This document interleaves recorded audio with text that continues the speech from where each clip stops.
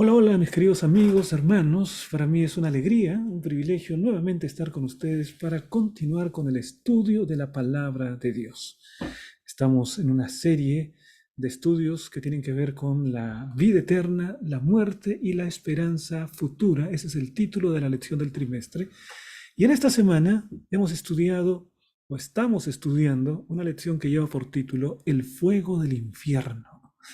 Inmediatamente suscitan muchos pensamientos, estoy seguro, cada vez que pronunciamos la palabra infierno, porque hay muchas personas que tienen ideas en relación con el infierno que no vienen de la Biblia, sino que tienen un origen diferente, la mitología o las leyendas de los pueblos antiguos, en fin, pero lo que queremos ver es qué es lo que dice la Biblia, ¿no?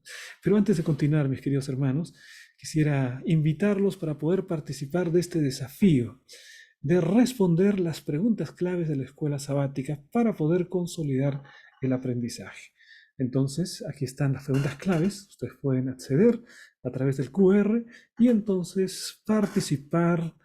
Es un desafío para poder responder y tener una buena nota, ¿no? Así que bienvenidos entonces también al desafío de las preguntas claves de la escuela sabática. Bien, mis hermanos, vamos entonces a tener el estudio de la lección de la escuela sabática, El fuego del infierno, titula así, y vamos a seguir como siempre lo hacemos con el sistema MEAC. Empezamos con la primera parte del motiva. Para esta parte hemos preparado, mis hermanos, una reflexión acerca de uno de los grandes literatos de la historia universal y una de las obras cumbres que estoy seguro todos en el colegio hemos de alguna manera estudiado, repasado, ¿no? Es esta obra titulada La Divina Comedia de Dante Alighieri. En la Divina Comedia, Dante empieza a ilustrarnos, ¿no?, acerca de las ideas que prevalecían durante la Edad Media, acerca de qué es lo que sucedía con aquellos que morían. Dante nos habla acerca del infierno, del purgatorio, del paraíso. Él hace una expedición por todos estos lugares y al final de esta expedición, bueno, Dante se despierta, ¿no? Entonces, realmente todo es un sueño de acuerdo al relato que Dante hace en esta Divina Comedia. Pero nos gustaría explorar, mis hermanos, algunas de las secciones de este libro, La Divina Comedia, porque nos ilustra bien qué es lo que durante mucho tiempo, especialmente en la Edad Media, muchas personas han creído acerca de lo que pasa con los muertos, que algunos van al infierno, que otros van al purgatorio, que otros van al paraíso. Entonces tenemos allí esta obra literaria como una muestra que resume de alguna manera las creencias que prevalecían en la Edad Media, especialmente en los países occidentales, en los países que ahora nosotros conocemos, ¿no? De Europa. En aquel tiempo estaba en el Renacimiento, ¿no? Entonces es como una época en la que se resume con esta obra el pensamiento que había acerca de la vida después de la muerte. Vamos a entonces dar una rápida visualización a aquello que Dante Alighieri presenta en la Divina Comedia.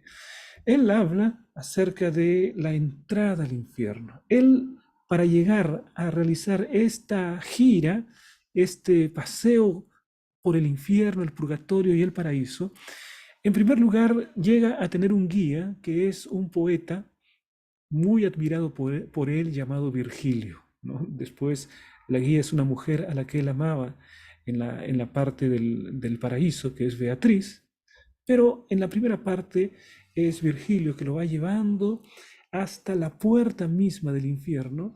Y en el infierno, en la entrada hay una puerta que hay una serie de frases donde dice aquí empiezan todos los llantos, una serie de frases terribles. Y en la parte final de esas frases dice lo siguiente: si entras aquí, abandona toda esperanza. Si entras aquí, abandona toda esperanza. Es decir, aquellos que entran en el infierno deben dejar de lado toda esperanza de salir de ese lugar, porque será un tormento eterno. Entonces, de acuerdo a la Divina Comedia, en la puerta del infierno se encontraba esta terrible declaración: todos los que morían y entraban en el infierno encontraban esta declaración: tienes que abandonar toda esperanza, porque de este lugar nunca vas a salir. La obra nos habla ahora de cómo es el infierno, y Dante empieza a describir ese paseo por el infierno como si fuese una especie de socavón, ¿no?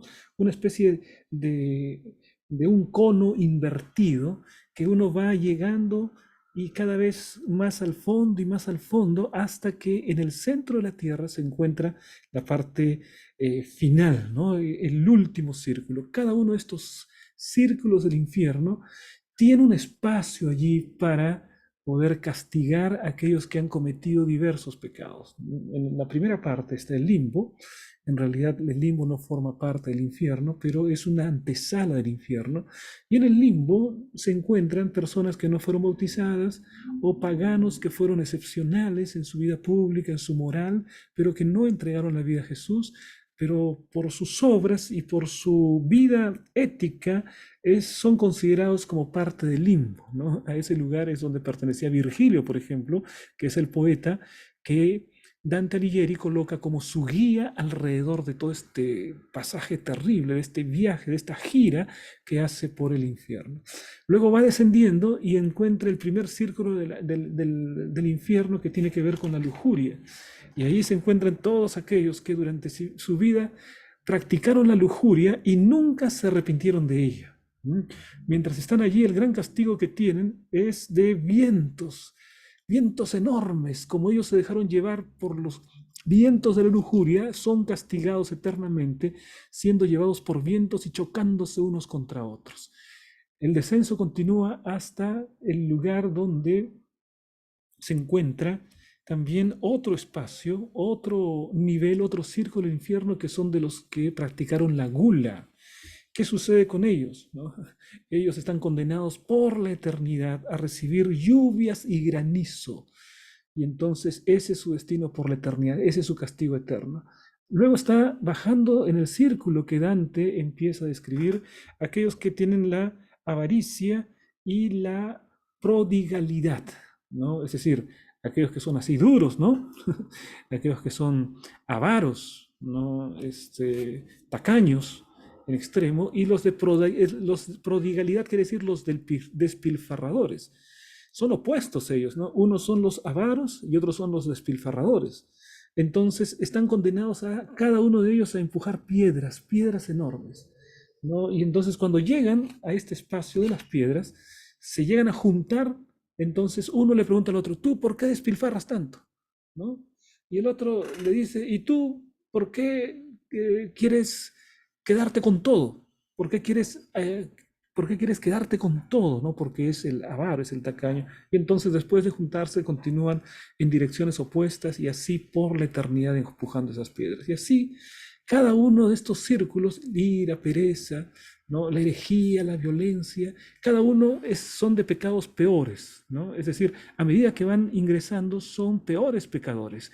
Y de acuerdo al relato de la Divina Comedia, en el círculo, en el círculo, en el último círculo del infierno, se encuentran aquellos que practicaron la traición. Los traicioneros están, de acuerdo a Dante, en el último círculo del infierno. Y cuando él está allí, encuentra algunos personajes. El primero de ellos, Satanás, que es el traidor de los traidores. Encuentra a Satanás en ese círculo del infierno. Encuentra también a Judas. Judas está en ese círculo del infierno.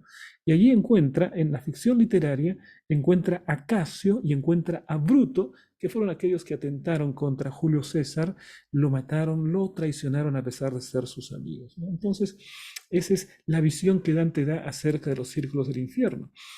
Pero también habla acerca del purgatorio. Y si en el infierno se va hacia abajo, en el purgatorio se escala hacia arriba, ¿no? En el purgatorio las personas están allí con un periodo de purificación de sus pecados, para que poco a poco vayan ascendiendo hasta finalmente tener un espacio en el paraíso. O sea, el purgatorio es un espacio temporal, ¿no? Entonces, en primer lugar, se encuentran allí aquellos que practican el orgullo, los soberbios. Estos soberbios, de acuerdo a la ficción, están condenados a purificarse, pero con enormes piedras. Las piedras son tan grandes que los tuercen, entonces ellos andan así torcidos, ¿no? Porque eran soberbios y entonces ahora se purifican eh, con esas piedras que los obligan a torcerse, a humillarse. Luego, en el siguiente estadio, la siguiente grada, ¿no? Se encuentran aquellos que practicaron la envidia y que se arrepintieron. Recuerden que en el purgatorio estarían gente que se ha arrepentido y que está purgando sus pecados temporalmente para después ir al paraíso. Entonces, en este caso, aquellos que practicaron la envidia, el que envidia es porque ve las cosas de los demás. Entonces, el castigo es que sus ojos están cosidos con alambres, entonces no pueden ver, ¿no? Y entonces, de esa manera, están purgando el pecado de la envidia. Los de la ira, también, los de la ira entran en un espacio totalmente oscuro, es la oscuridad completa, y allí se encuentran purgando el pecado de la ira. Aquellos de la pereza, los de la pereza están condenados a correr y estar en actividad frenética. Si en la vida estuvieron perezosos, entonces en el purgatorio, aquellos que practicaron la pereza están corriendo de un lugar a otro sin descanso, porque ahora de esa manera purgan su pecado de la pereza, ¿no? Los de la avaricia son aquellos que están echados con la boca abajo, ¿m? Allí, echados boca abajo sobre el piso y allí pasan eternamente su proceso de purgar los pecados, ¿no? Luego vienen aquellos que están considerados como la gula. ¿Qué hacen los de la gula? Están rodeados de árboles con frutos ricos, pero ellos están prohibidos de comer y están totalmente enflaquecidos, adelgazándose, y de esa manera están purgando, ¿no? Como eran golosos, entonces están rodeados de árboles con muchas frutas, pero no pueden comer ninguno y están flacos. Y si logran superar todas estas pruebas, entonces van a purificarse. Y finalmente, allí en lo alto están los que practicaron la lujuria, ¿no? Y si vencen ese tema de la lujuria, entonces irán al paraíso. ¿Cómo purgan ellos? Ellos se lanzan a las llamas, ¿no? Así como se lanzaban a las llamas, pero esta vez llamas reales, ya no las llamas de la lujuria, sino llamas reales, y mientras se lanzan están cantando ahí alabanzas, ¿no? Alabando, y de esta manera, durante este periodo en el purgatorio, ellos van purificándose. Miren ustedes, mis hermanos, esta visión de Dante Alighieri lo que hace es resumir el pensamiento que había en aquel tiempo de la Edad Media acerca de lo que era el infierno, de lo que era el purgatorio. También hay un viaje que realiza hasta el paraíso, pero no nos interesa en este momento. Queremos ver qué había en la imaginación de las personas, en el imaginario popular durante el tiempo de la Edad Media. Y mucho de eso persiste en nuestro tiempo, ¿no? Hay muchas personas que todavía creen que existe el infierno, que existe el purgatorio, y dan incluso textos bíblicos para poder fundamentar esa creencia en el infierno y en el purgatorio. Pero mis queridos hermanos, en la palabra de Dios encontramos esta declaración. Ezequiel capítulo 33, versículo 11. Vivo yo, dice Jehová el Señor, que no quiero la muerte del impío. Y si Dios no quiere la muerte del impío, menos va a querer su sufrimiento eterno, menos va a querer su tormento eterno. Dios es amor. Él no quiere la muerte del impío, sino que se vuelva el impío de su camino y que viva. El gran propósito de Dios es que haya arrepentimiento. Y para eso, querido hermano, tú y yo necesitamos predicar el Evangelio para que por la gracia de Dios podamos tener muchas más personas gozando de la patria celestial. Pero Dios no quiere la muerte del impío y Dios no quiere el castigo eterno. Dios es amor. Ese Dios que nos presenta un infierno y un purgatorio no es un Dios de amor, es una tergiversación, es una distorsión por completo de la idea de un Dios de amor. Ustedes pueden imaginarse la eternidad en el cielo, compartiendo con Jesucristo, los redimidos, y sabiendo que hay un lugar donde nuestros seres amados están sufriendo indeciblemente castigos y tormentos tan horribles que solamente de pensar uno se estremece. No habría felicidad en el corazón de los redimidos. No sería un reino de amor, no sería un reino de armonía. Indudablemente, mis queridos hermanos, la idea de infierno, de purgatorio, está en contra de lo que dice la palabra de Dios. Y en esta semana estamos estudiando precisamente cómo es que la palabra de Dios realmente nos enseña lo que sucede después de la muerte, lo que sucede con las personas y que no hay un infierno y que no hay un purgatorio. Y si hay algún texto bíblico que parece enseñar eso, vamos a estudiarlo en esta semana. Miren ustedes, mis hermanos, veamos entonces la parte del explorando el texto. Veamos allí. 1 Tesalonicenses 5, 11, 21 dice, examinadlo todo, retened lo bueno. Vamos entonces a hacer un análisis de estas ideas y vamos a ver cómo contrastan completamente con las enseñanzas de la palabra de Dios. Cómo no se puede tener una idea de un Dios de amor que al mismo tiempo castiga eternamente a personas que pecaron 80 años, 90 años, las castiga eternamente, millones de años. Esa idea no es bíblica y no corresponde con el amor de Dios. Esta es la visión panorámica, mis hermanos, del estudio de esta semana. La primera parte nos habla acerca de los gusanos inmortales. Qué interesante. ¿Has visto esta lección que nos habla acerca de los gusanos inmortales? ¿Qué quiere decir esto? ¿A qué se refiere la palabra de Dios con estos gusanos que no mueren, ¿no? Gusanos inmortales? Vamos a ver lo que dice la Biblia. En Marcos capítulo 9, versículos 43 y 44, aquí aparece el gusano inmortal. Mira lo que dice, leemos el texto completo. Si tu mano te fuere ocasión de caer, córtala. Mejor te es entrar en la vida manco que teniendo dos manos ir al infierno, al fuego que no puede ser apagado, donde el gusano de ellos no muere y el fuego nunca se apaga. Oh, algunos dicen, mire, esta es una alusión, ¿no ven? Aquí se habla acerca del infierno, aquí se habla de un fuego que no puede ser apagado y aquí se habla de un gusano que no muere. Y entonces, esto es un infierno. Y si vamos a Marcos, capítulo 9, se repite 3 veces la idea de gusano, mis hermanos.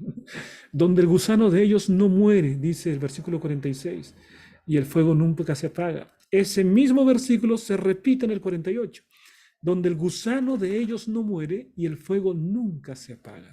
Este tema de los gusanos, ¿no? Los gusanos son aquellos animalitos que terminan consumiendo los cadáveres, ¿no? Y entonces uno dice, bueno, el gusano nunca muere. ¿Cómo es esto que el gusano no muere? ¿Será que se trata de un gusano inmortal? ¿O a qué se refiere la palabra de Dios cuando habla de estos gusanos? Bueno, mis hermanos, cuando Jesús dijo estas palabras, Jesús estaba tomando un versículo del libro de Isaías.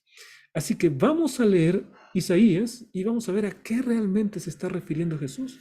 Isaías capítulo 66, versículo 24. Allí dice lo siguiente. Y saldrán y verán los cadáveres de los hombres que se rebelaron contra mí. Palabra clave allí, cadáveres. Cadáveres de los hombres que se rebelaron contra mí. Palabra clave, cadáveres. Dice, porque su gusano nunca morirá, ni su fuego se apagará, y serán abominables a todo hombre. Está hablando, mis hermanos, acerca de esta realidad, ¿no? De un castigo de cadáveres de personas que se rebelaron contra Dios. Y entonces lo que Isaías está describiendo, que sus cuerpos son los cadáveres, cadáveres tiene que ver con cuerpo, no tiene que ver con un alma pensante o un cuerpo desencarnado, o un espíritu, perdón, desencarnado, que piensa, que siente, que puede ser castigada de esta manera, ¿no? Sino cadáveres. Se está hablando acerca de el cuerpo que se descompone, ¿no? Y lo que está diciendo es porque su gusano nunca morirá, ni su fuego se apagará. Para poder entender esta declaración, tenemos que ver cuál es el contexto en que se da esta declaración. Primero se habla de cadáveres, pero necesitamos entender los tiempos. Miren ustedes, en Jeremías 7:32 nos va a dar alguna señal acerca de esto. Miren lo que dice Jeremías 7:32. Por tanto, he aquí vendrán días, ha dicho Jehová, en que no se diga más Tofet ni valle del hijo de Hinón, sino valle de la matanza, y serán enterrados en Tofet por no haber lugar. Está hablando de Tofet. Este Tofet se llama también valle del hijo de Hinón, o también en algunas partes de la Biblia simplemente se le dice valle de Hinón. Ahora, ¿qué tiene que ver esto, pastor? Vamos a continuar. Mira, Jeremías 7:33. Y serán los cuerpos muertos de este pueblo para comida de las aves del cielo y de las bestias de la tierra, y no habrá quien las espante. Esta referencia es muy interesante, porque esta referencia a Tofet o el valle de Hinnom, con el tiempo, más o menos unos 6 siglos antes de Cristo, se convirtió en una especie de basurero, ¿no? Que después con el tiempo empezó a llamarse Gehenna, que además es traducido como infierno. Entonces, en este lugar habían cuerpos de animales, ¿no? Aquí se habla, 600 años antes de Cristo, que habla de cuerpos, de cadáveres. Lo que está diciendo es, los que son impíos van a tener ese mismo destino, ¿no? Es decir, un judío no podía imaginar una cosa peor que su cadáver termine en la basura. Entonces, este Gehenna era un lugar donde había cuerpo de animales, cadáveres, y que siempre se estaba quemando. Es decir, que no terminaba, porque siempre se colocaba más basura y entonces el fuego siempre estaba prendido, ¿no? Porque siempre se colocaba más cadáveres y entonces los gusanos siempre estaban en acción. Entonces, lo que quiere decir allí es que el Señor está hablando, comparando este Gehenna, que era el basurero de Jerusalén, en la parte sur oriental de Jerusalén, en esa puerta, allí hacia atrás quedaba este basurero que nunca estaba apagado, nunca se apagaba, porque como estaba siempre quemándose la basura, entonces decían que era eterno, ¿no? Que nunca se termina. Es eterno simplemente metafóricamente hablando. Así que cuando Jesús habla acerca de un gusano que no muere o de fuego que no se apaga, está hablando acerca de este Gehenna y está diciendo que está comparando el destino de destrucción de los impíos, los está comparando con el destino que sucede a los cuerpos que están descomponiéndose allí en el Gehenna, que era el basurero de Jerusalén. Entonces, evidentemente aquí no se habla de un infierno que dura para siempre, sino que se usa la idea del Gehenna, ese basurero, para ilustrar el terrible destino que sufrirán aquellos que estén rebeldes a la gracia del Señor y mueran como impíos, ¿no? Entonces no se trata de gusanos inmortales, simplemente está ilustrando con estos gusanos que siempre estaban en el basurero y que parecían inmortales, pero eran gusanos diferentes, ¿no? Que así de terrible sería el destino de aquel que no aceptaba la gracia de Dios y que iría perpetuamente a la destrucción, ¿no? Está hablando de una destrucción perpetua. Bien, ahora, mis hermanos, vamos a ver aquí esta declaración. Con destinos tan contrastantes en mente, no es de extrañar que Jesús declarara que sería mucho mejor que alguien entrara en el reino de Dios sin una parte esencial de su cuerpo, a tener un cuerpo perfecto que será destruido por gusanos y el fuego. Es decir, finalmente un cuerpo perecerá. Es decir, por ejemplo, si yo me aferro a algo en esta vida y por aferrarme a eso rechazo el reino de Dios, entonces finalmente eso será la causa de yo ser completamente destruido. Entonces yo debo dejar de lado todo aquello que me separe del reino de Dios. Y el Señor dice, si tu ojo te es ocasión de caer, mejor sácate el ojo. Si tu mano te es ocasión de caer, mejor sácate la mano. Lo que está diciendo es, tienes que dejar de lado todo aquello que te separe del reino de Dios. Porque el destino es terrible de aquellos que no participan del reino de Dios, de aquellos que rechazan el reino de Dios. Ahora, mis hermanos, vamos a continuar con la siguiente parte que complementa lo que hemos estado mencionando ahora. Es el fuego del infierno. Miren ustedes esta declaración, está en el mismo texto. Se habla acerca del fuego del infierno porque dice allí, el gusano no muere y el fuego no se apaga. Y hemos visto que se trata de gusanos que no mueren, pero simbólicamente, ¿no? Porque estaban en el basurero, pero parecía que no morían, pero estaban siempre allí. Se reproducían allí. Y eso era un ejemplo que Jesús toma. Ahora, mira cómo la palabra eterno, fuego eterno, parece que está hablando de un fuego que nunca termina. Y algunos dicen, ahí está el infierno, ese fuego nunca termina. Esa es una base bíblica para el infierno. Vamos a ver que el fuego eterno no es en realidad tan eterno como nos parece. Miren ustedes, es diferente cuando la palabra eterno se refiere a Dios que cuando la palabra eterno se refiere al ser humano, se refiere al hombre. Es completamente diferente, ¿no? La palabra eterno en hebreo es olam. Olam. Entonces, esta palabra aparece relacionada con Dios y está en Deuteronomio 33:27, por ejemplo. Cuando eterno se refiere a Dios, veamos cómo se toma en la Biblia. El eterno Dios es tu refugio y acá abajo los brazos eternos. Está refiriéndose a Dios. Dios es eterno. Y él echó de delante de ti al enemigo y dijo, destruye. Es decir, cuando la Biblia habla de Olam, de eterno, refiriéndose a Dios, entonces está refiriéndose a un tiempo sin fin, porque Dios vive para siempre, tiempo sin fin. Pero ahora vamos a ver cómo la Biblia misma usa la palabra Olam, que se traduce como eterno, refiriéndose al hombre. Éxodo 21:6. Ahí dice, entonces su amo lo llevará ante los jueces y le hará estar junto a la puerta o al poste. Y su amo le dará la oreja con lesna y será su siervo para siempre. Aquí está hablando de una persona que decide quedar con su amo, un esclavo que dice, yo no quiero separarme de mi amo, ya me corresponde mi libertad, pero yo quiero estar siempre con él. Entonces el amo dice, lo llevará ante los jueces, le horadará la oreja, y entonces será su siervo para siempre. Y allí para siempre es la palabra Olam, la misma palabra que para Dios significa eterno, para el hombre significa para siempre. Bueno, pero es evidente que el esclavo no vive para siempre.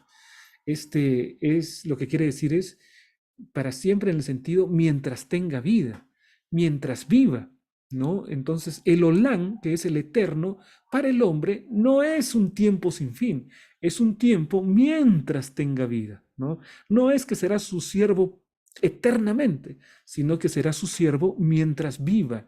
Esa es la declaración y ese es el significado de la palabra eterno. Ustedes pueden notar, mis hermanos, entonces, que la palabra eterno para Dios significa tiempo sin fin, pero para el hombre significa mientras tenga vida, mientras esté en ese proceso, porque el hombre no es eterno. No se puede aplicar la palabra eterno para el hombre, no puede ser su esclavo eternamente, ¿no? Porque solamente puede ser hasta que muera, ¿no? Entonces, para siempre quiere decir hasta que muera, durante el periodo de vida que éste tenga. Entonces, tenemos que entender que la palabra eterno no siempre significa todo el tiempo, eternamente. No, no, no, no. A veces significa únicamente mientras tenga vida. Y ese es el uso que le damos también cuando se habla acerca del fuego eterno, en el sentido de que es un fuego que procede de Dios. Pero veamos este fuego tal como dice aquí la palabra de Dios. Malaquías capítulo 4, versículo 1. Porque he aquí viene el día ardiente como un horno y todos los soberbios y todos los que hacen maldad serán estopa, ¿no? Está hablando acerca de serán reducidos prácticamente, ¿no? Como a cenizas, ¿no? Como serán exprimidos, ¿no? La estopa era lo que quedaba del lino cuando era exprimido. Serán exprimidos totalmente. Aquel día que vendrán los abrazará, ha dicho Jehová de los ejércitos, y no les dejará raíz ni rama. Es decir, viene el día ardiente, viene el día de fuego, y no les deja ni raíz ni rama. Es decir, el fuego dura mientras haya raíz y mientras haya rama, ¿no? Dejó de haber raíz y rama, desaparece el fuego.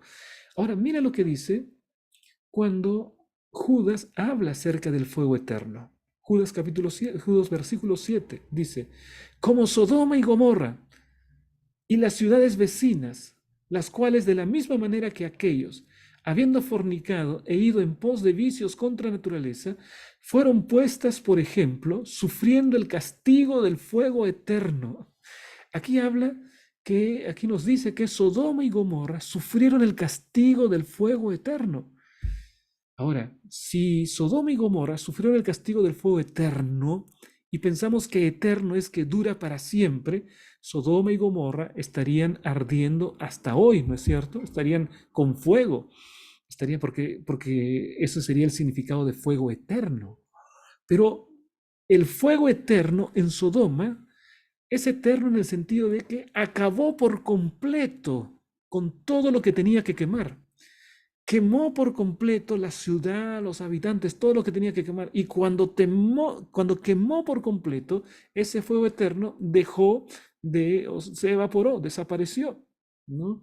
Es decir, el fuego eterno de Sodoma y Gomorra es eterno en el sentido que viene de Dios, pero que cuando cumple su propósito de destrucción, cesa, cesa el fuego eterno. O sea, que es un fuego eterno que no es eterno. Es eterno en sus consecuencias, pero no en cantidad de tiempo. Es eterno porque destruye para siempre, porque termina su efecto destructor y desaparece. Terminó de quemar todo lo que había que quemar en Sodoma y Gomorra y desapareció. Entonces, fuego eterno en la Biblia no necesariamente quiere decir que dure para siempre, sino que consume para siempre, destruye para siempre. Sodoma y Gomorra nunca más serán reconstruidas porque fueron destruidas para siempre. En ese sentido, se trata de un fuego eterno, ¿no? Y entonces esto es lo que nosotros vemos. Ese fuego eterno sí habrá, que destruirá para siempre. Y la palabra de Dios nos habla acerca de esto. En Ezequiel 33:11, ese texto que dice, no quiero la muerte del impío. El Señor no quiere la muerte del impío. El Señor quiere que se vuelva al arrepentimiento, sí, pero habrá un momento cuando existirá el fuego, pero un fuego eterno en sus consecuencias, en el sentido que destruirá y cuando terminará de destruir, nunca más aquello que destruyó volverá a ser. Miren ustedes en Apocalipsis 20.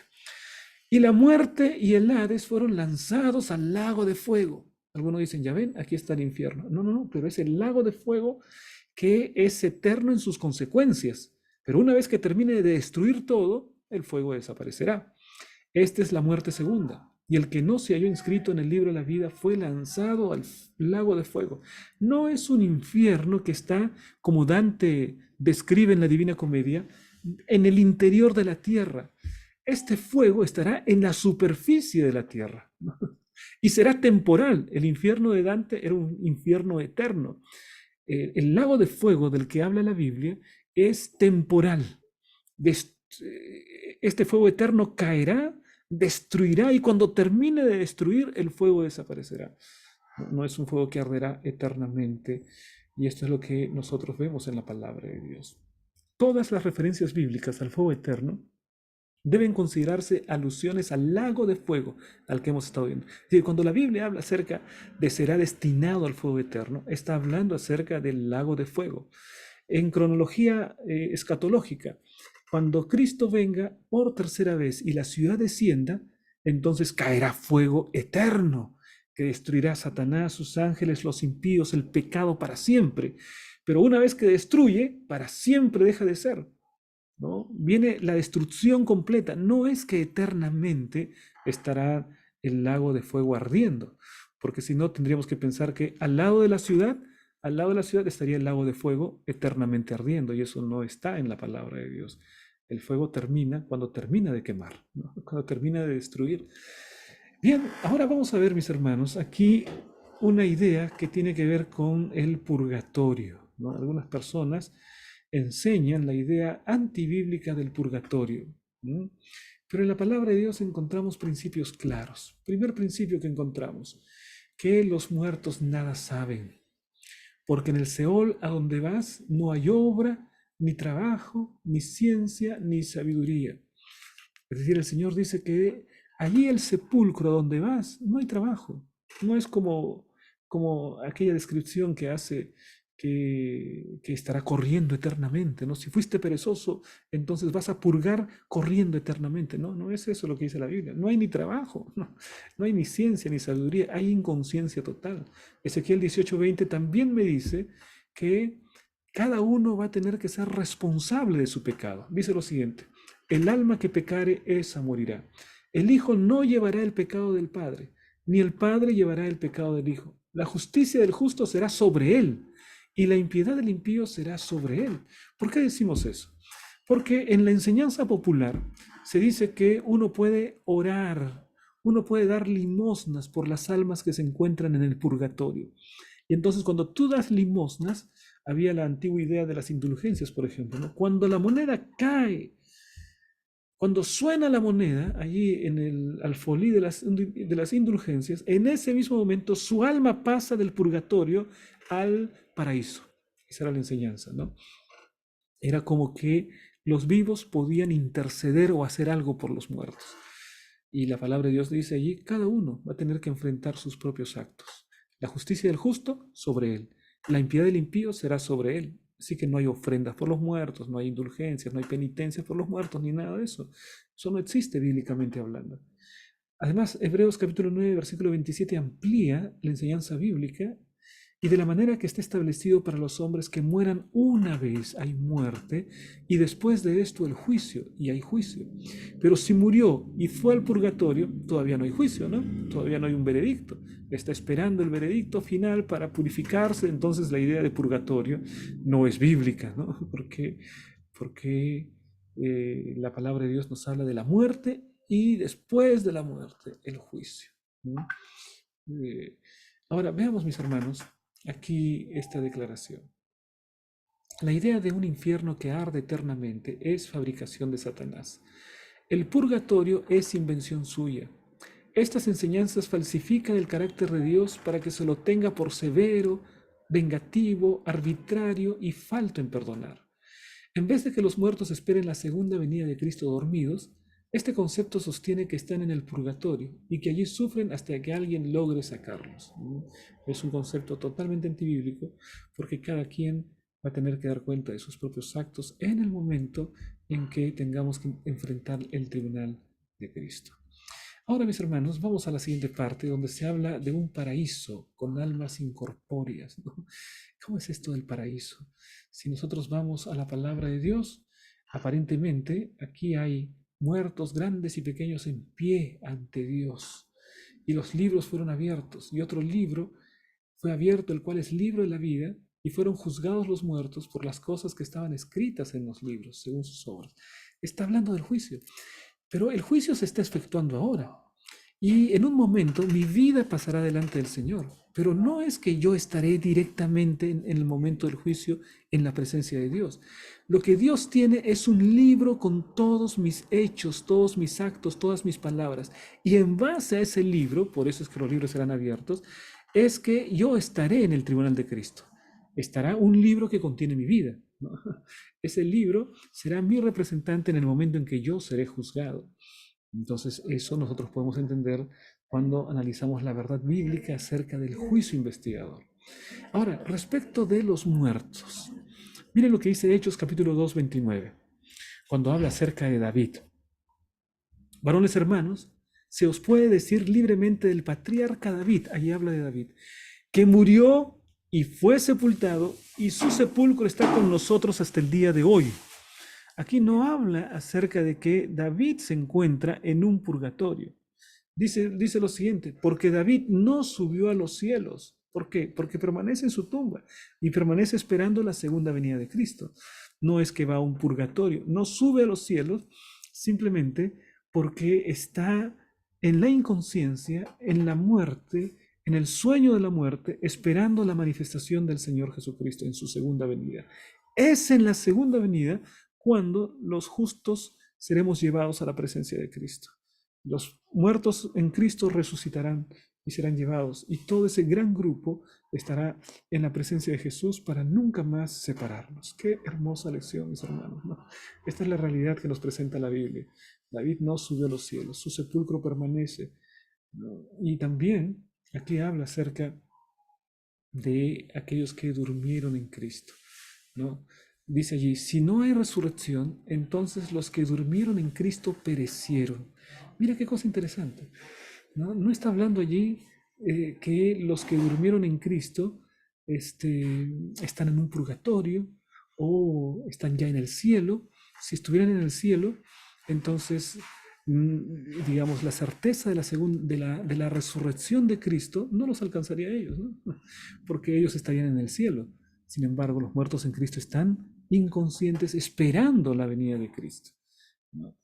Bien, veamos entonces, mis hermanos, aquí una doctrina central y clave del Nuevo Testamento, la resurrección de los muertos cuando Jesucristo regrese, queda invalidada por la falsa enseñanza de que los justos muertos se elevan hacia su recompensa eterna inmediatamente después de morir. Si van a la recompensa eterna, si van al cielo, ya no necesitan resucitar. Ya no necesitan de segunda venida porque ya están en el cielo, ¿no? ¿Para qué segunda venida si ya los muertos están en el cielo? ¿Para qué resucitar si ellos ya están en el cielo?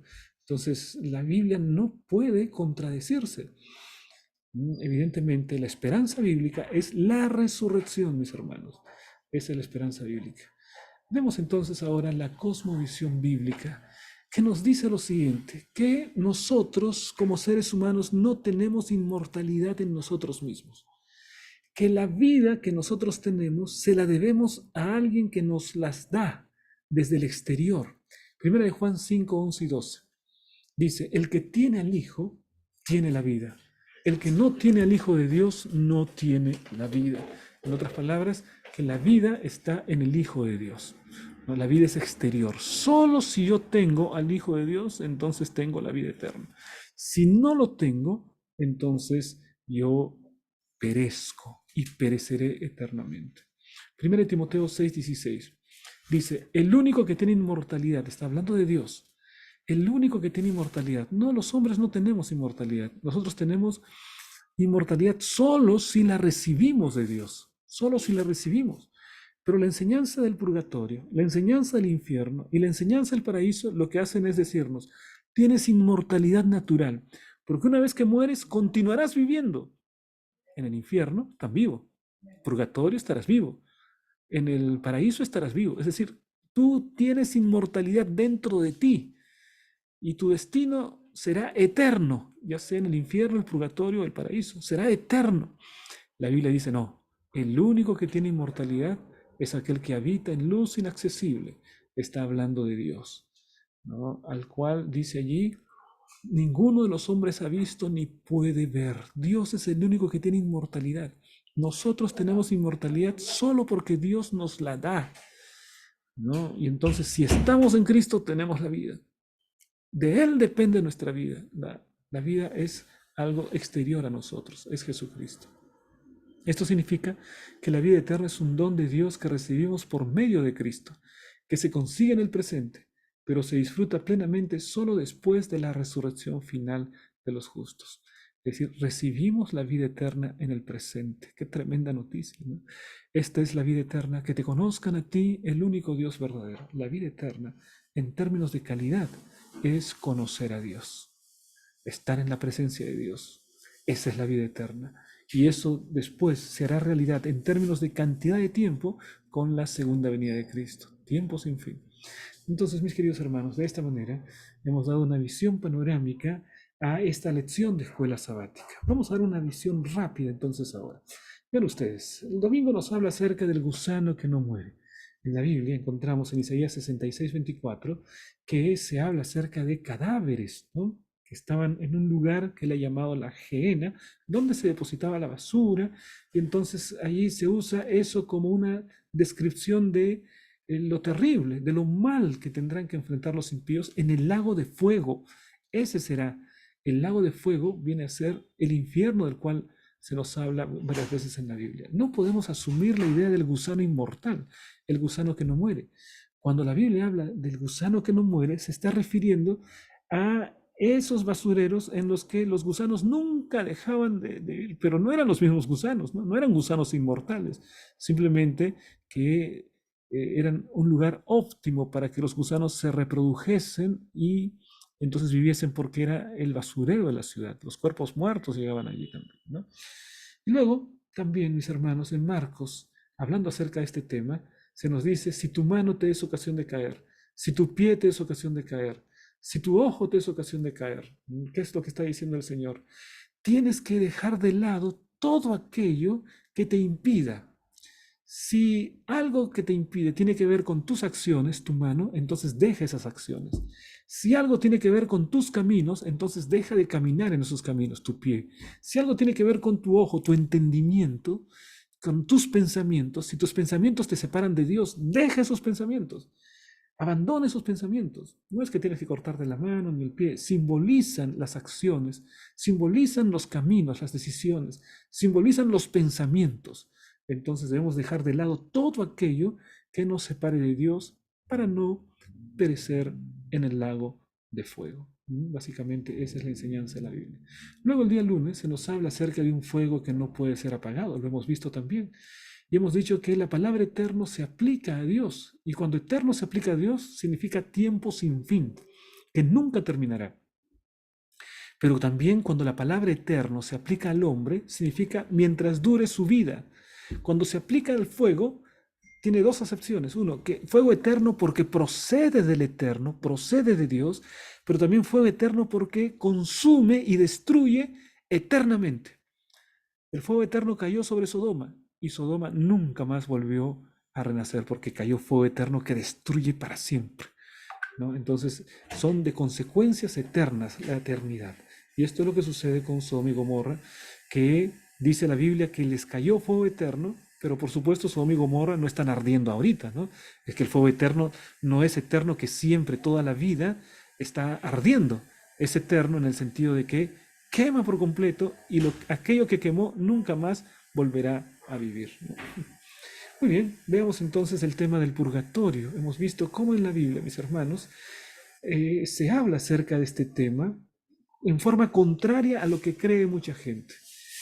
El purgatorio es una enseñanza que nos dice que los muertos son almas conscientes, ¿no? Están conscientes allí, están purgando sus pecados, pero están conscientes, sienten, hablan, piensan. En el infierno, pero hablan y piensan. En el purgatorio, pero hablan y piensan. Esa es la enseñanza. Luego también esta enseñanza del purgatorio dice que los vivos pueden hacer algo por la salvación de los muertos. Ya puede dar su ofrendita, ya puede hacer su penitencia, ya puede hacer algo, ¿no? Y entonces eso quiere decir que el muerto todavía puede salvarse del purgatorio, pasar allí, ¿no? Eso no es bíblico. Y miren ustedes también que se puede orar por los muertos y que no hay necesidad de juicio final, ¿no? Porque evidentemente ya si hay un proceso de purificación a través de eso, no es necesario el juicio final, ¿no? No hay un veredicto final sobre esto. En cambio, la Biblia nos enseña que los muertos están en la inconsciencia, contrario a la enseñanza del purgatorio. Nos enseña que la justicia no se transfiere, que yo no puedo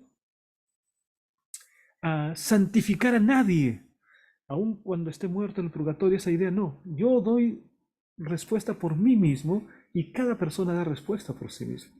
Que no se puede orar por los muertos porque hay un solo mediador que es Jesucristo y su mediación la hace con los vivos.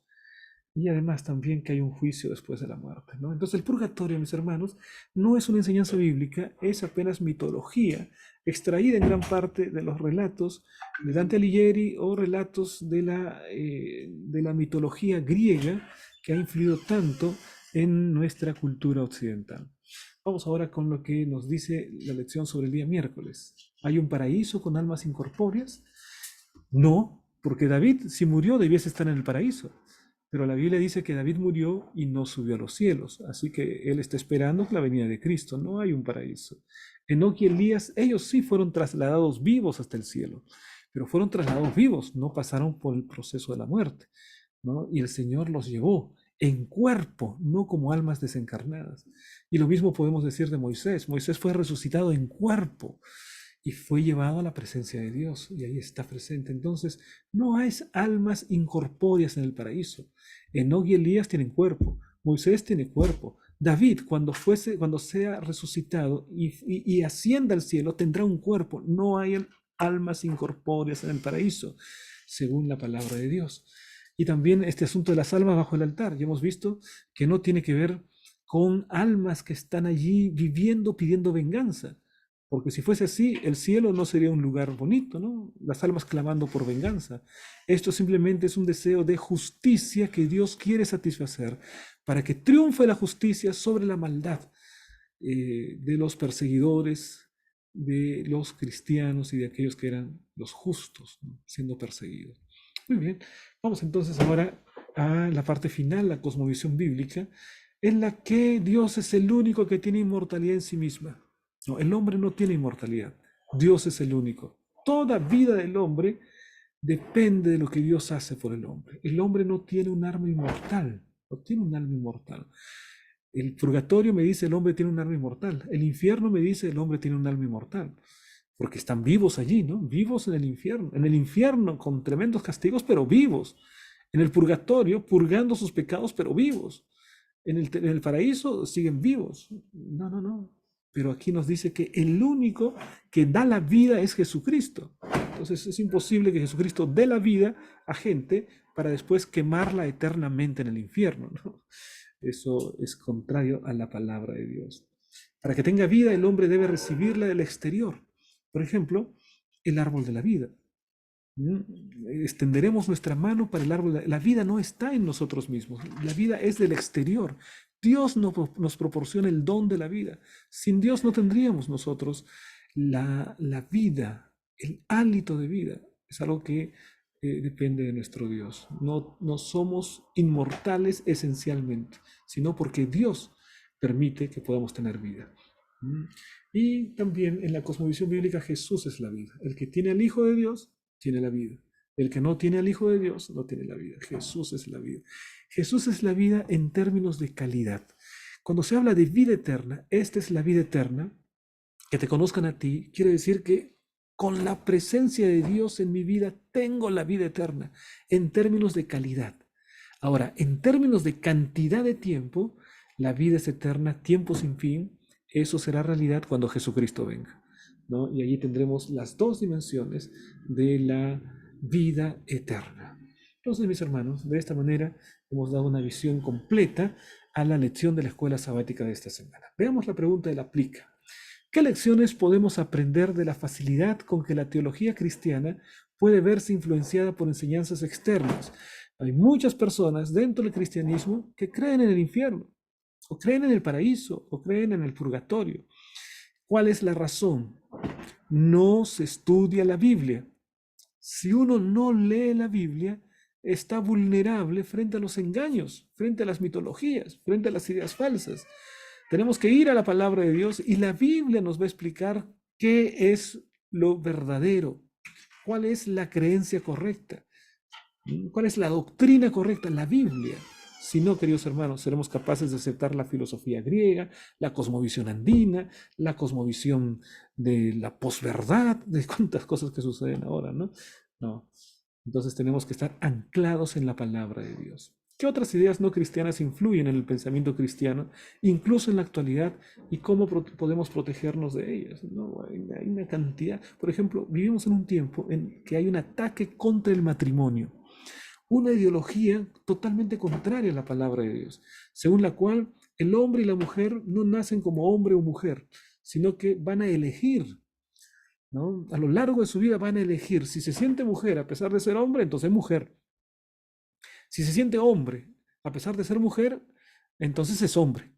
Es decir, la percepción determina qué es lo que eres. No. Esa es una ideología que no tiene que ver con lo que está escrito en la palabra de Dios.